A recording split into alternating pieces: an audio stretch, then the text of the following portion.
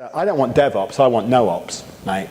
And there's definitely a very strong movement there. You're a developer, right? Oh, yeah. All right, so let me tell you a word of warning. This is in defense of operations. I agree, operations as a separate organization, just like QA is a separate organization, I think is an anti-pattern because you've disconnected an important piece of knowledge from the people who have ownership for creating work. But the companies that you've seen that have gone the no ops route, the ones that just say, oh, because I'm just going to have developers, it's all going to be self-service like Amazon, start to fail miserably as they scale because of the lack of the operational knowledge that's in there. That operations expertise is something that you just can't run without. But the key thing is you just can't keep it as a separate silo in an organization. It doesn't work. But don't you think it's interesting you mentioned lean?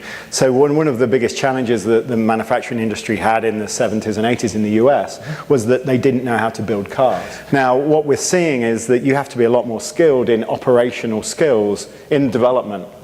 Because I think ultimately we want to be developing software in the same environment that it's going to be deployed in. Ultimately we want to be considering all of the constraints of operations when we're doing development. So I was being a little facetious when I said I don't want DevOps, I want no ops.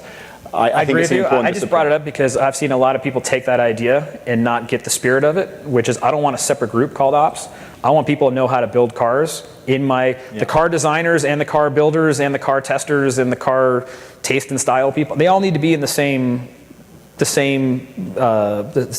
You know, when you separate the planning from the people who do the work, and they separate the people who do the work into different functional silos, it's been just history is showing time and time again that bad things happen. And now as an IT industry, we're in the exact same boat that the manufacturing industry was in 1982.